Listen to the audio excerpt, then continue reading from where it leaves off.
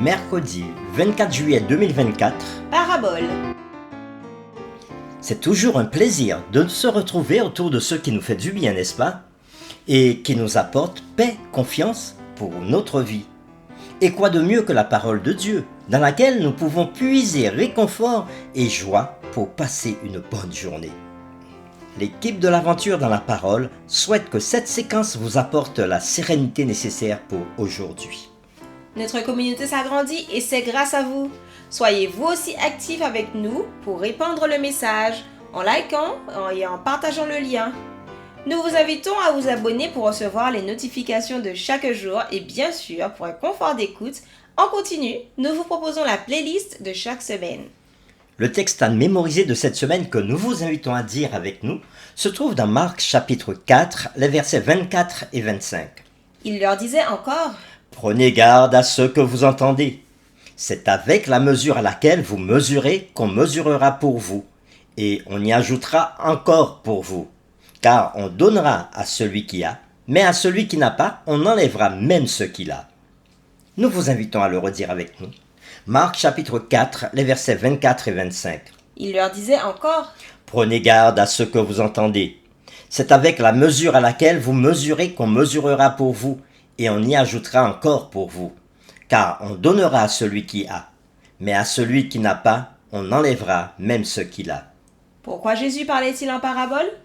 Quels indices Jésus donne-t-il pour interpréter ces paraboles? Les réflexions de cette semaine nous aideront à répondre à ces questions et aujourd'hui nous le ferons avec la séquence La lampe et la mesure. Nous vous invitons à lire Marc 4, versets 21 à 23 et nous répondrons à la question suivante. Sur quoi Jésus insiste-t-il particulièrement dans la parabole de la lampe? Marc 4, versets 21 à 23, il leur dit encore: Apporte-t-on la lampe pour la mettre sous le boisseau ou sous le lit? N'est-ce pas pour la mettre sur le chandelier? Car il n'est rien de caché qui ne doive être découvert, rien de secret qui ne doive être mis au jour.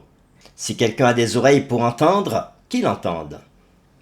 Après avoir lu Marc 4, versets 21 à 23, répondons à la question suivante. Sur quoi Jésus insiste-t-il particulièrement dans la parabole de la lampe? À l'époque de Jésus, et dans cette région du monde, la taille et la construction des maisons variaient en fonction des zones géographiques et des moyens des propriétaires.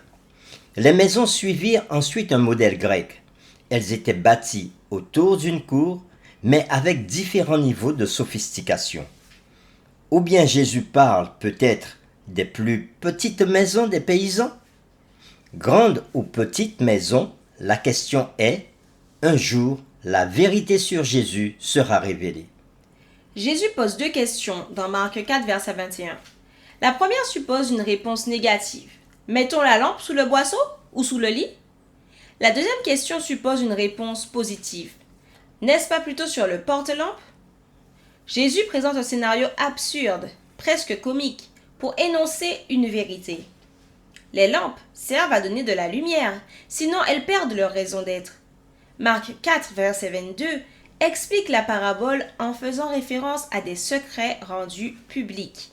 Tous ceux qui ont une adresse électronique ou un ordinateur qui a été piraté en connaissent un rayon là-dessus. Mais c'est de l'évangile dont Jésus parle. Nous vous invitons à lire avec nous Marc chapitre 4, les versets 24 et 25, et nous répondrons à la question suivante. Où Jésus veut-il en venir avec la parabole de la mesure?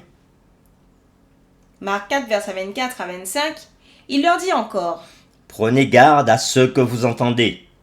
On vous mesurera avec la mesure dont vous vous serez servi, et on y ajoutera pour vous, car on donnera à celui qui a, mais à celui qui n'a pas, on ôtera même ce qu'il a. Après avoir lu Marc chapitre 4, versets 24 et 25, répondons à la question, où Jésus veut-il en venir avec la parabole de la mesure? Dans de nombreuses régions du monde, on vend des produits frais sur des marchés ouverts. Les commerçants ont généralement une balance pour peser les produits qu'ils vendent. Ces vendeurs ont l'habitude d'en ajouter un peu plus pour que l'acheteur se sente traité équitablement. Jésus revient sur la manière dont les bons vendeurs traitent les acheteurs pour énoncer une idée sur l'ouverture d'esprit à la vérité. Si quelqu'un est réceptif et suit la lumière, il en aura davantage encore.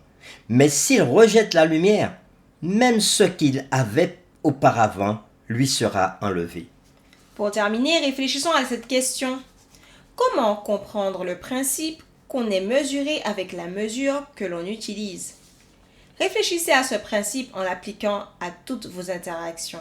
Nous vous invitons à prier avec nous. Encore aujourd'hui, Seigneur, nous voulons te dire merci. Merci de nous avoir permis d'écouter ta parole et de pouvoir la prendre en compte. Merci parce que tu nous mets en contact à travers ta parole avec toi-même.